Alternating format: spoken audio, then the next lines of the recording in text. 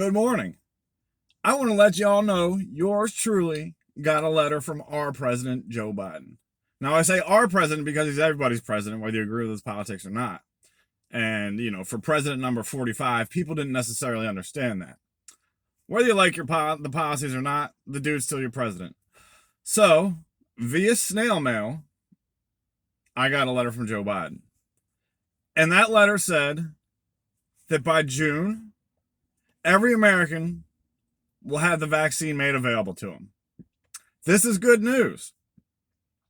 This would mean that by June, no one will be wearing masks.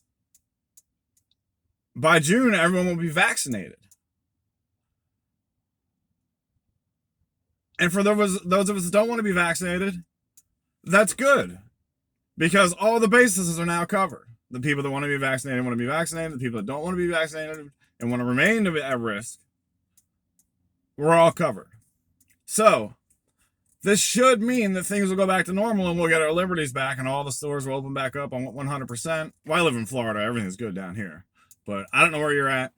But that means everything should be open up 100%. We should be getting back to what life was like in 2019, and we should be moving on.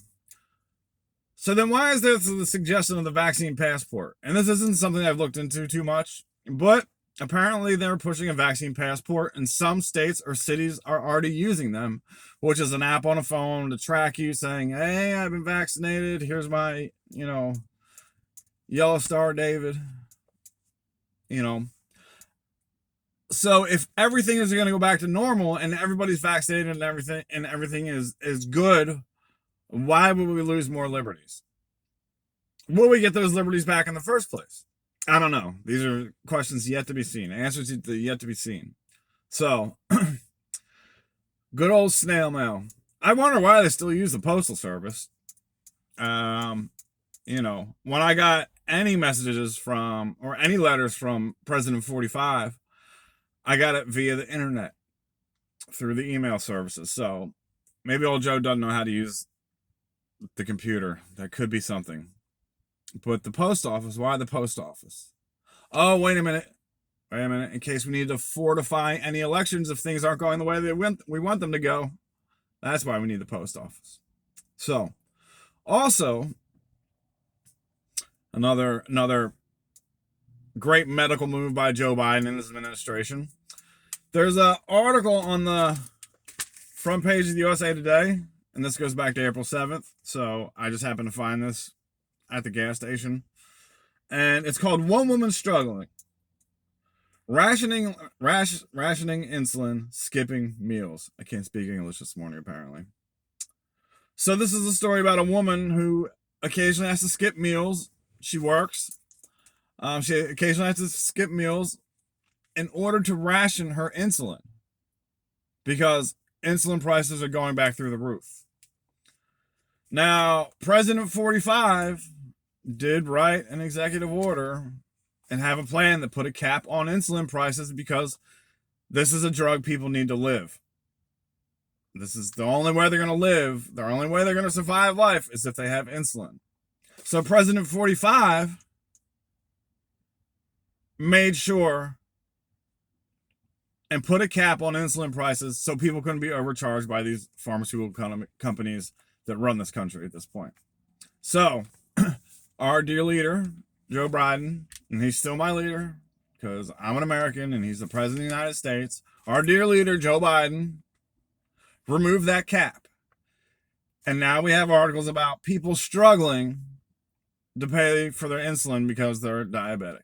So, to all those people that are like, woohoo, and cheering every time Joe Biden ripped up an executive order Donald Trump wrote, well, here's one that, are you cheering for this one? Are you cheering that this poor woman can't pay for her insulin? That's a shame. I remember when there was those memes going around about why do junkies get Narcan but diabetics can't get free insulin? Which, that's a logical statement. That's a reasonable thought process. And the president did do something to address that. and he put a cap on insulin prices, and Joe Biden removed them. So, good job, Joe Biden. Building back better. I just kind of a side note, I want to point this out. The woman they're talking about is a black woman. I wonder if she voted for Joe Biden, because Joe Biden said, if you ain't black if you don't vote for me. So, this is what you get under a Joe Biden presidency.